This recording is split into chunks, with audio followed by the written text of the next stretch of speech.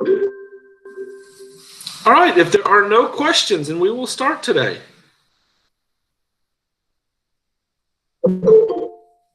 So just a quick reminder that there will be a test this Friday.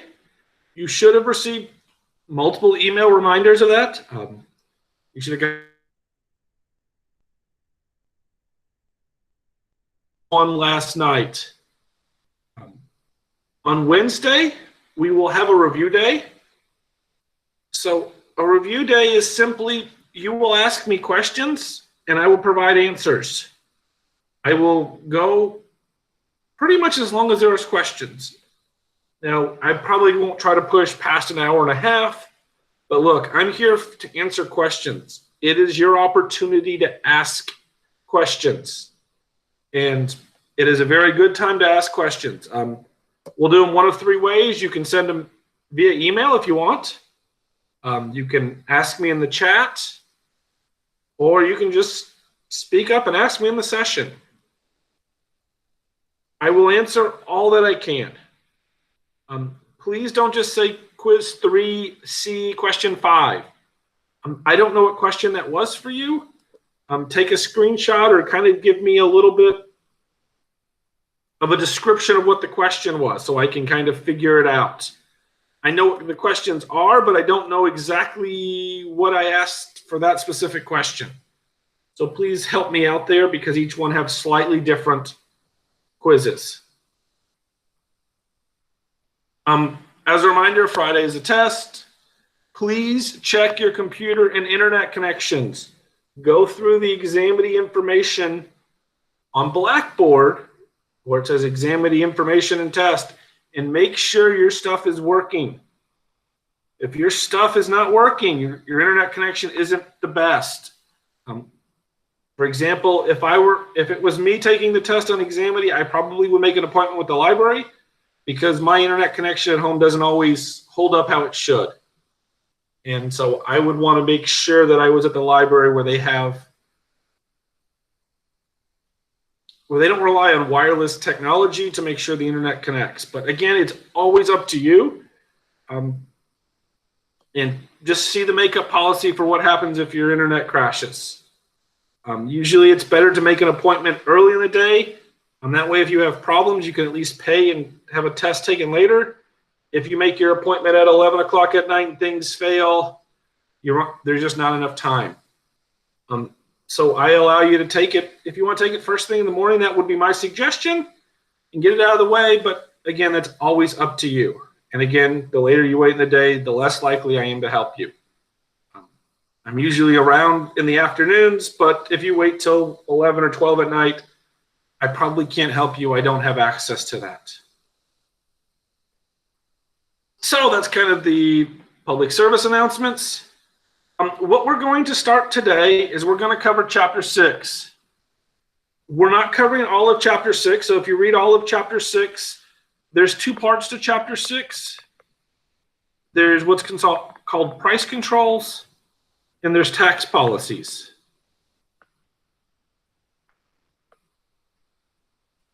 We are not covering tax policies. I'd like to, but you have to cover Chapter 5 really to do tax policies justice. And since we're not covering Chapter 5, we're just going to focus on the price control part of the chapter. So we're only going to do half of Chapter 6. So if you're reading Chapter 6, you don't have to read it all. If it starts to talk about taxes, you don't need that. You only need the part of the chapter that deals with price controls. We're going to talk about two main examples of price controls, ceilings and floors. We're going to talk about how they affect market outcomes.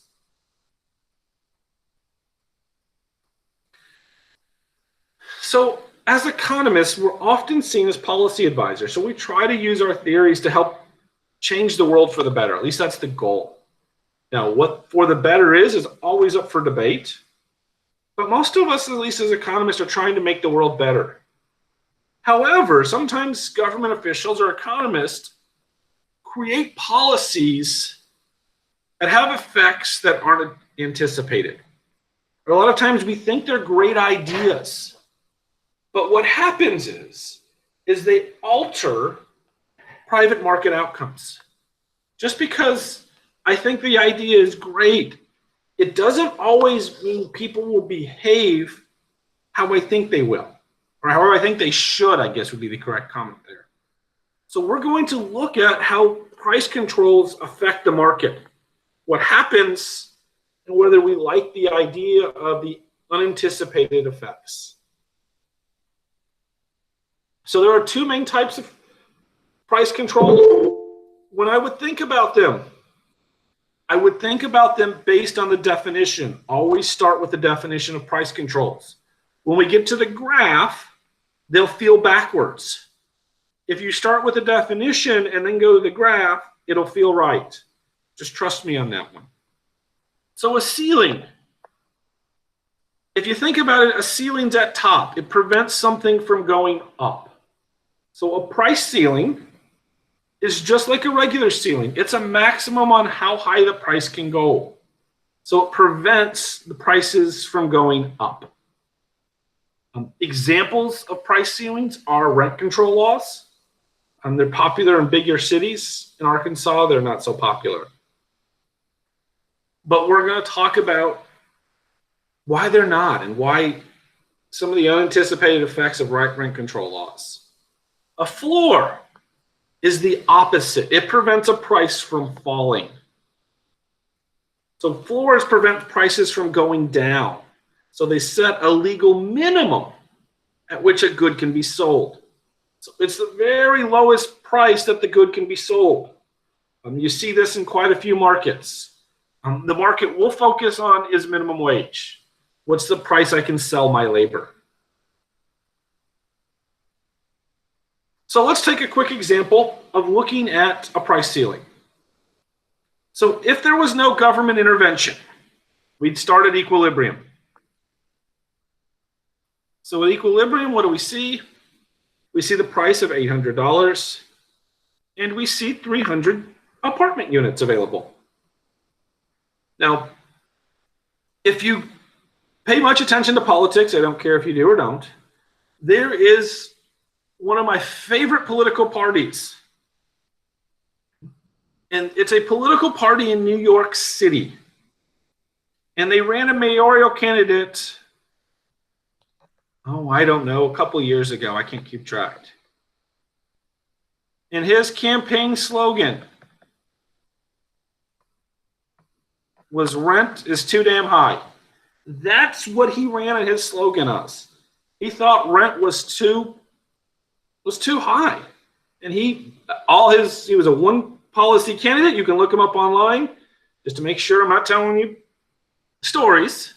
Again, I'm not going to be 100% accurate with it, but I'm going to tell you kind of the idea. We're going to talk about the story. So he campaigned on this promise that rent was too high.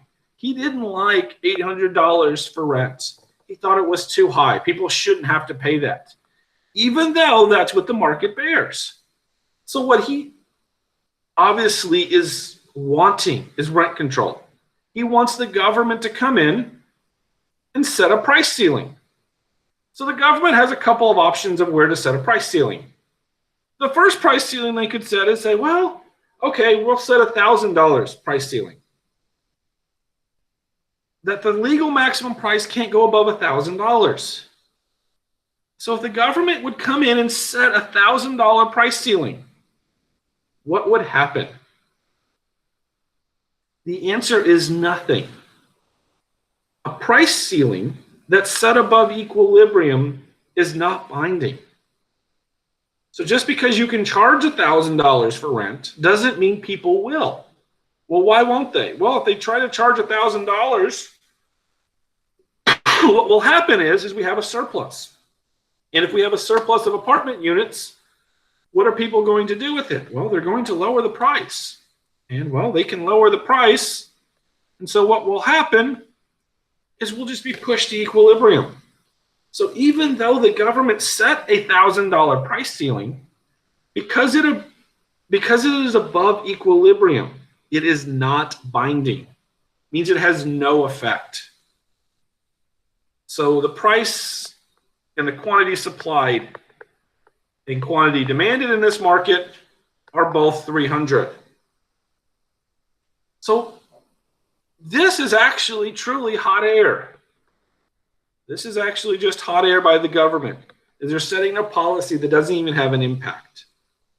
Sometimes they do it because people aren't always aware of the market and it sounds good. So sometimes they will set some of these non-binding price ceilings. What happens though if they do set a binding one? So if I don't want people to pay $800 a month for apartments, I say, well, how about $500 a month? So we set a price that is below equilibrium. Anytime we set a price below equilibrium, what do we get? We get a shortage. So what we have here is a shortage because the price is below equilibrium price. And a shortage means the quantity demanded of the good is greater than the quantity supplied. So what we have here is a shortage. So if we set the price of $500, what does that mean? Well, that means 400 people want the place, but only 250 are actually going to be sold. So that creates a shortage of 150 because we have the market price and what we have here is a shortage. So with a shortage, what does that mean? Well, that means there's 150 people who want an apartment that can't get one. That there's no possibility for them to get an apartment because there are none. There are only 250 available, and there are lucky 250 people that got it. However, there are 150 people who are left out. So what happens? Well, if you go and you talk about elasticity, so what happens is the shortage persists and in fact gets larger over the long run. Because what happens is as an apartment owner, I don't really like $500 for my apartment. There's just other places for me to put my time and resources in. So what I do is, well, either I sell off my apartment or I create some other space with it, and I decide I'm no longer in the apartment business. And quite a few people decide that. And so what happens is over time, more and more people leave the apartment business. So over time, what happens is our supply becomes more elastic. And as we have a lower and lower prices on rent control, we get a greater and greater shortage. So what happens is we see shortages in these markets. Some of the biggest markets with rent control are San Francisco and New York City. Go and read about shortages of apartments there. Think about these people that can't buy places to live and that it's very, very difficult to find places to live due to price controls.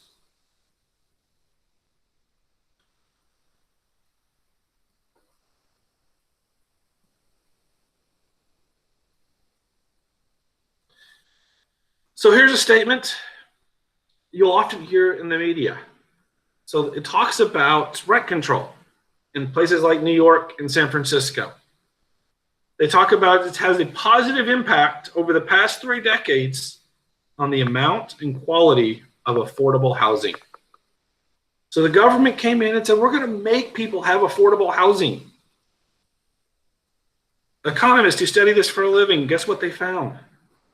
95% that says it's a horrible idea. 4% aren't even certain. And there's always 1% that will agree with anything. You can ask anybody and you will find 1% that think any idea is great or horrible.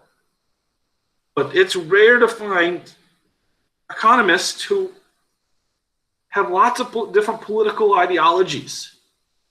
And almost all of them think rent control is a bad idea. However, it just sounds great. It's a great political slogan. Right back to why I like it. That's a great political slogan. People never like to pay more. Right? If you can tell me I'm going to get it for less, I want it for less. except if I'm trying to sell, then I want it for more. But everyone wants affordable. Well, what affordable means is I want to pay less. So what happens when we have shortages? So when we have shortages, sellers must decide who gets the good and service. So if we think about our market, right, we had 250 people that get an apartment, and 400 people want it. So how do you decide? How do you decide as an apartment owner who gets to rent your place? Because you have 400 people who are qualified. However, you can only decide 250 that get it. Now, if this was class and we were in class, what I would do is I would let a student be a landlord. I would say, all right, here's your situation. How do you decide who gets it? Almost always the first thing they tell me is, oh, Dr. Walshite, I'm such a good person. I'll have a wait list. And whoever wants the apartment will sign up on the wait list. And then when I have a new apartment available, I'll call the first person on the list. Most people start off with the idea that they're going to be fair. And I have no doubt that that's where we start. Okay, most people are good people, and that's where they start. And I don't doubt that. Except, here's what I'll ask them. The next question I'll ask is, well, do you have any brothers or sisters? And almost undoubtedly, somebody will say, yes, I have a sister, or I have a brother. And I say, well, you have an apartment available and you have a waiting list. And your brother comes to you or your sister comes to you and says, Joe, I really I need a place to live and you have an apartment available. I said, I know I'm not on the wait list, but do you think you can help me out and move me to the top of the list? Rarely, if ever, do I have a student who says, no, I'm not going to help my sister. No, I'm not going to help my brother. So right away, I can find that even the most well-intentioned students are going to discriminate. And we didn't talk about any legal discrimination. We just talked about you're going to discriminate based on family ties, which most of us do. And so right away, the rationing mechanism disappears. Because what happens is I can discriminate, is I can decide who gets my apartment. And it doesn't cost me to discriminate. If we were in a market equilibrium and I could rent the apartment for $800 and my brother wanted to rent it from me for $500, well, if I want to discriminate on who I rent it to, well, it's going to cost me. Because if I'm going to do it below market, it's going to be out of my pocket. And what we actually find is most businesses don't discriminate unless the governments allow them to. It kind of doesn't feel right. But if you go and you look and you see where there's lots of discrimination for whatever reason, a lot of it's because it's costless. Is that we allowed individuals to discriminate. And unfortunately, when it's costless, almost free, they will. Because before, prices discriminated who gets the good and service. With things like rent control, what then determines who gets the good and service is, do you know the landlord? Do you friends with the landlord? Sometimes we'll even see bribes. Did you offer the landlord a bribe? There's a very famous episode. It's on Seinfeld. Probably none of you watch Seinfeld anymore. But if you do, there's a very kind of funny episode that talks about rent control. And it talks about an individual who leaves the apartment. And what it talks about is Elaine who wants to move into Jerry's building. And it goes through all the scenarios of how they're going to allocate these apartments. So it goes through the landlords. It talks about bribes. It talks about discrimination. It talks about waiting lists. And you can see how the apartment is allocated. Not how it's normally allocated. Well, you can pay the rent, you get in. It's allocated in a different way. And because we eliminate price with market outcomes, without controls, price determines who gets goods and services. When the government intervenes, even if it's for good ideas or good beliefs, they're going to introduce discrimination. So anytime the government starts to play around with prices, it is going to allow sellers to be biased. And we're going to see even almost more unfair and inefficient ideas.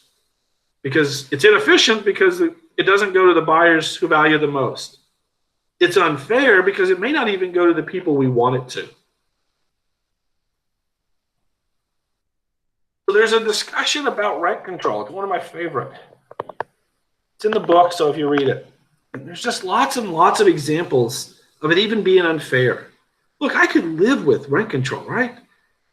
The 250 people, man, they were the poorest people around and they really needed a place to live. I could live with it. However, what happens is these 250 people aren't necessarily poor. They go through every year and they find who has rent-controlled apartments. And what they end up finding is they find it's a lot of wealthy to middle-class people earn rent-controlled apartments. If you watch television, if you watch New York City comedies, look at who has rent-controlled apartments. Rarely are they the poorest people barely surviving. Most of them are middle to upper class. And so even this idea that I'm trying to protect the poor doesn't always do a very good job of allocating resources there. It sounds like a great idea. Most people buy it. Except when we start to look at the unattended consequences about long lines, discrimination, unfair and inefficient. You could also look at you should also look at things like what they call slumlords. What are slumlords? Well, they let their apartments get so bad that they're referred to as slums. Well, why do they let their apartments get bad? Well, because they're not making enough money to keep it up. Because $800 is what they need to keep the apartment nice. So $500 doesn't give them enough to make repairs to it. So what they do is they let the apartment go to waste because they don't have enough money to keep it up. And so over time, they either get out, which is if we saw in the long run, there's less apartments available, or they just let their quality be very, very poor. Most of you have probably never gone to New York. But if you go to New York or you ever visit someone in New York, take a look at their apartments. And what do their apartments look like? And kind of think about what a similar apartment would go for in Fort Smith. And I think you'd be kind of shocked, even with price controls, the differences you see in apartments. The second example we like to talk about is the market for unskilled labor.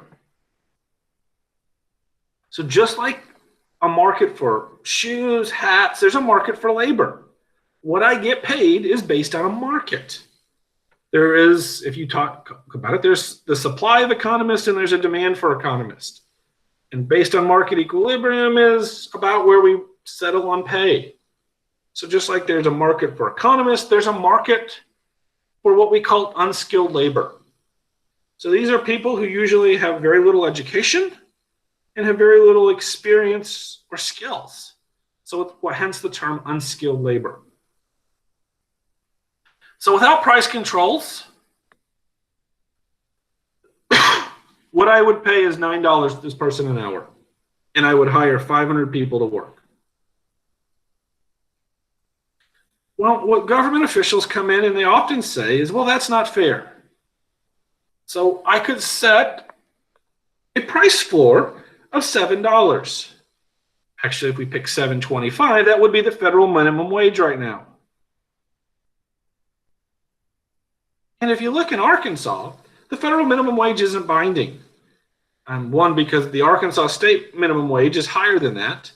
But even there, look around at what you get paid to do some of the jobs. one of the most unskilled people usually work at places like Walmart or Target, right off the floor. They're making $12 or $13 an hour now, quite a bit more than the floor. So because we have a binding price floor, if we don't have a binding price floor because the floor is below equilibrium, it has no effect on the market. So probably the federal minimum wage has very little effect on the market. My guess is there's not a lot of people making federal minimum wage anymore. There are some still, but they don't, because what happens is as the market increases, as demand increases, they have to pay more. And so they're going to pay their workers more because they don't want to be with a shortage. The business doesn't want to have a bunch of jobs open so they can make more money. So what they do is they offer higher wages. And as they offer higher wages, more and more people join the market. So we get to a place of equilibrium. However, I don't think $9 is fair. So what do? Well, I set an equilibrium. And what that does is that sets a price above the market rate. And any time we cause a price floor, it's going to cause a surplus. And a surplus of labor is referred to as unemployment. So here, we have 400 people who are working. However, we have 550 people who want to work. So what we end up with is 150 people without a job.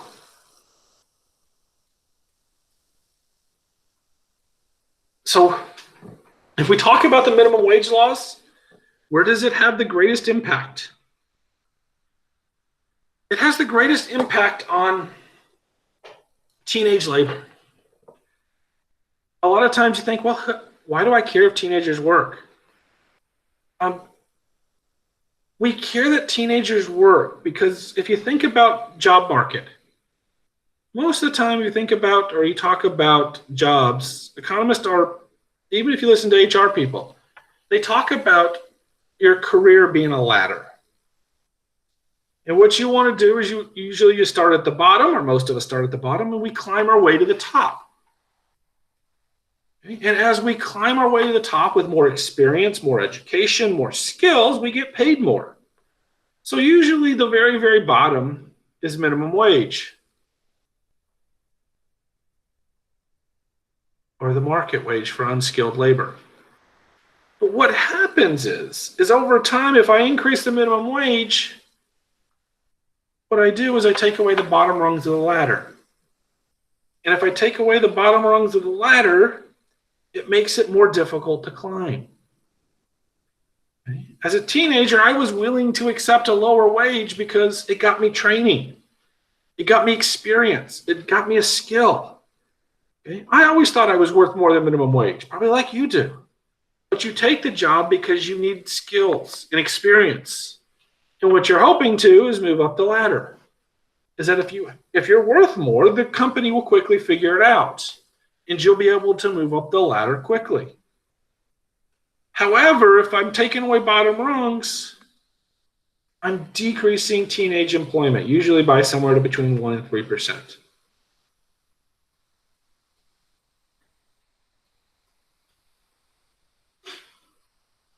What are some of the long-run effects of this? Well, we talk about opportunity cost. And when I talk about opportunity cost of education, we always talk about what's the greatest cost for you to become educated. And that is lost wages.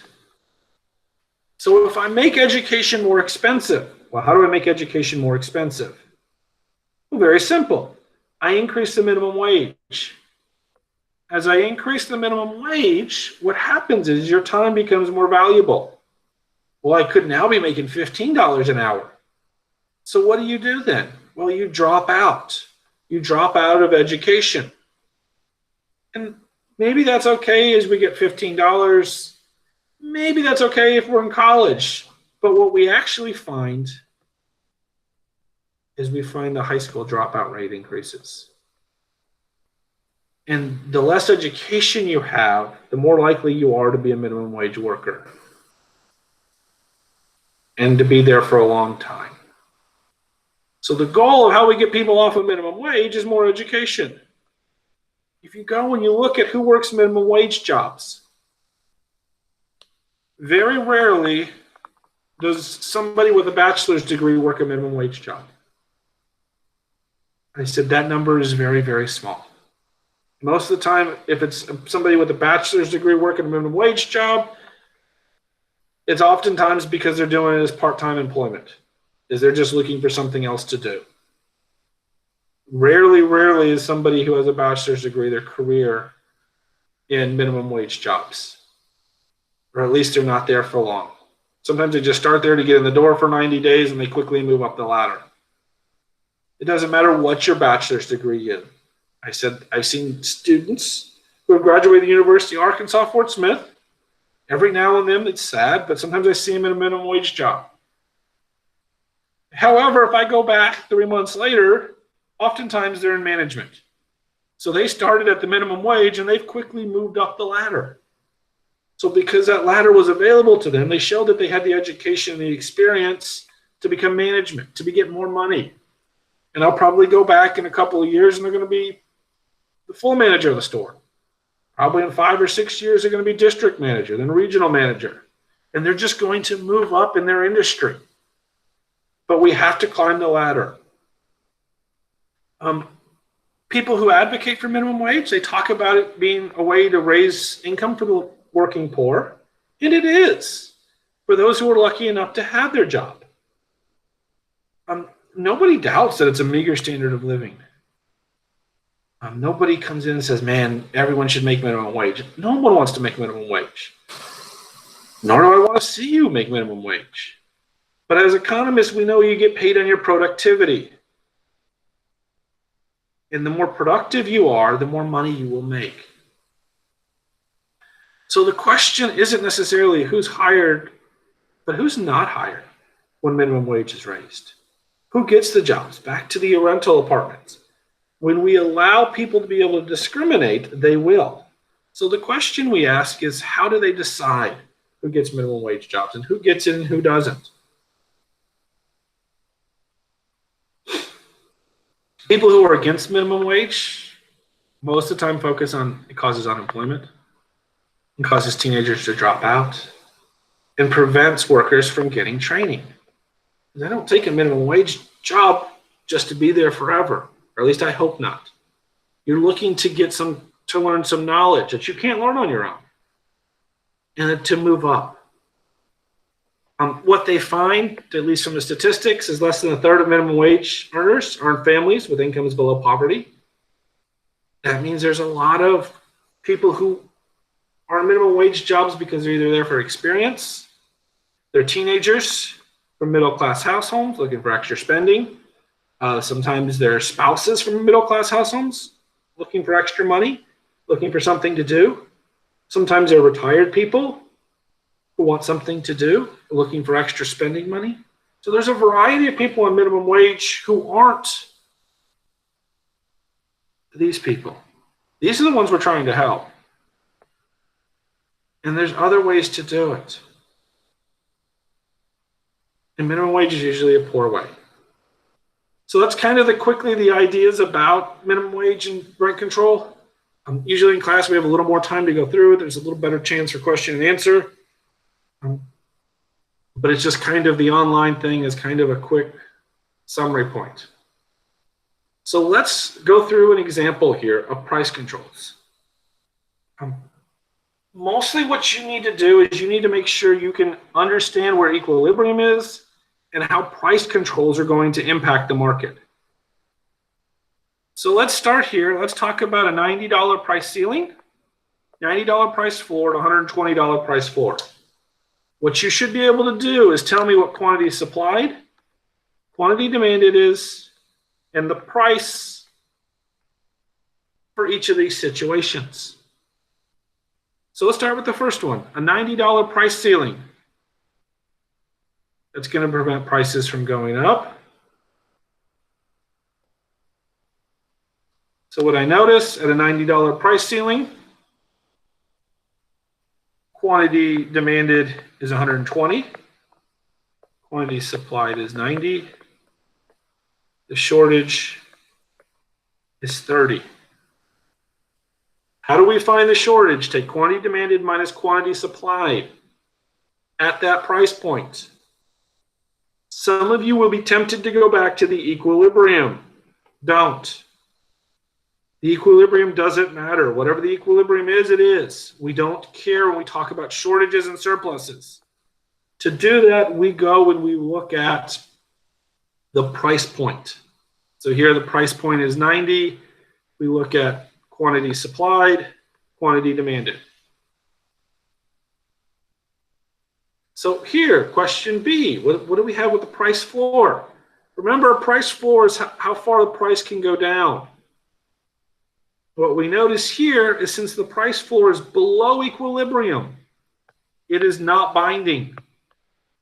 So what that means is quantity supplied and quantity demanded here is 100.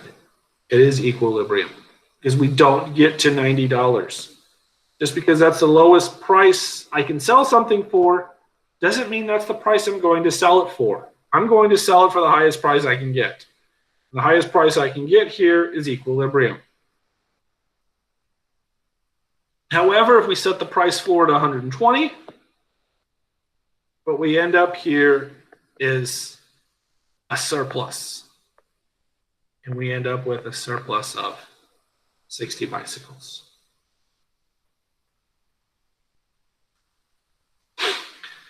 So kind of some parting statements with evaluating price controls.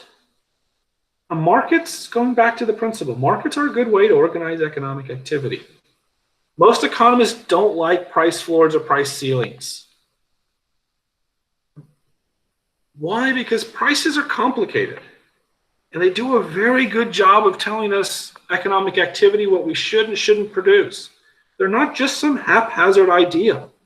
There's a lot of activity that goes in the background of coordinating activity and setting prices. And it's kind of arrogant to think that I can just set a price and everything's going to be wonderful. I said they don't set them because they're evil. They set them because they believe there's an unfair condition. And they're trying to help the poor. But what we often find out is it really doesn't do very well. Most of the time when we look at this, it hurts those we're trying to help. There's lots of studies that look at minimum wage, and it doesn't always help that who we want to. But it sounds good. It's a great idea. It sounds great on paper. It doesn't find a good way to help. With economists, if you want to help poor, well, you have to be willing to pay for it. And how do we pay for it? Well, we take tax dollars from some individuals and we help out the poor. The things we call rent subsidies or wage subsidies. So if we believe the poor isn't making enough money and we want to help their wages out, then us as a society needs to decide to allocate some of our taxes to helping poor people make a higher wage. Is that if we don't believe $9 is enough and you should be making 11, then as a society, we decide that we want to be taxed to help these people out. Is that we're willing to take our tax dollars and give people subsidies to try to help out the working poor, to try to help people afford better apartments. And this works is that it doesn't distort markets. The markets still allocate things accordingly. But now as individuals, we can decide what we want to do with our earned income, with what we've earned, and how we want to help people out. Most people don't want to do that. They think there's this evil market that I can just force the prices down. And if you try that, because it sounds great, because I don't have to give anything up, because it's not my job that's going to be lost to minimum wage. So I don't care if minimum wage goes up. Yeah, sure, I want to help those out. But in reality, it doesn't help those out. It often hurts them.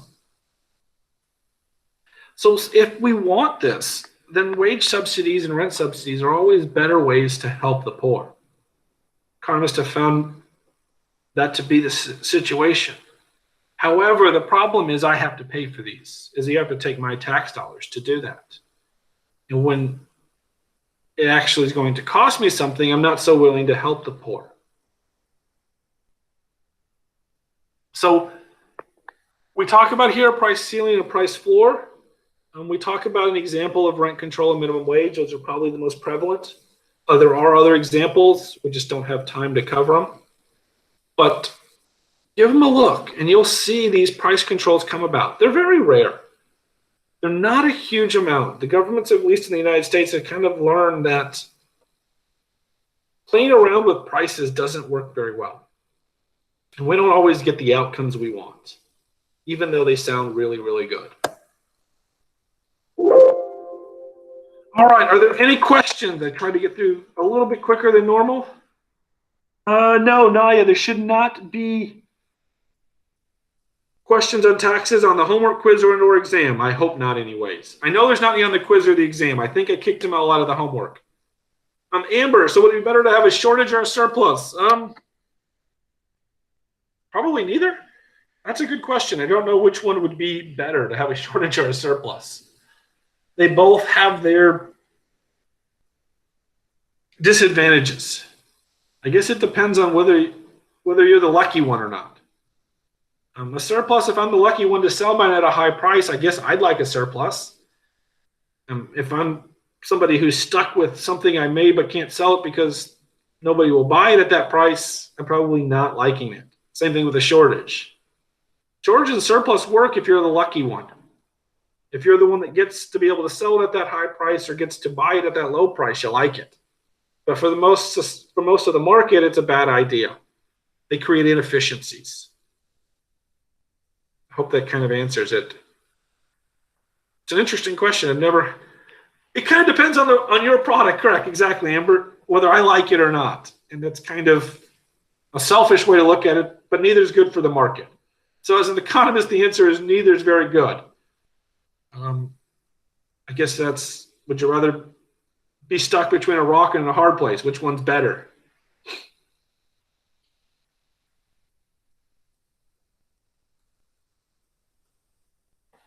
All right, so Taylor, the question you have is a very good one. It could be anything. It didn't have to be minimum wage. But what happens here is, as a bike factory, and I'm paying my workers minimum wage, and if the government increases minimum wage, what happens to the cost of producing bikes? So the cost of producing bikes would increase. So if it costs me more to produce bikes, then the supply of bikes would shift to the left. They would decrease. Because if input costs go up, supply shifts left. So that's kind of an example of how it could be any worker's cost. It doesn't have to be minimum wage. Minimum wage is just the easiest to give an example with. But anytime workers' wages go up, it could cause a decrease in the supply of a product because it's input cost. Hopefully that answers it.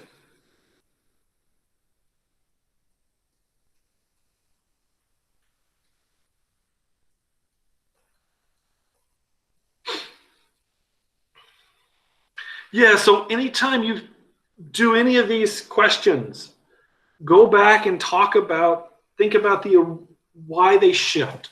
So if you think about demand, there's 5 reasons demand shifts. So always go back and try to pinpoint that reason to one of the 5 shifters. Or the same thing with supply. So if you're thinking here about the bikes, going, okay, which one of those things is making supply move? Which reason can I give? Is it technology? Is it input cost? Is it expectations? Is it number of sellers? And then try to pinpoint the reason to one of those shifters, if you kind of understand that. I have these shifters and try to make the statement fit a shifter, either supply or demand. And that's usually the best way to start with your looking at supply and demand issues.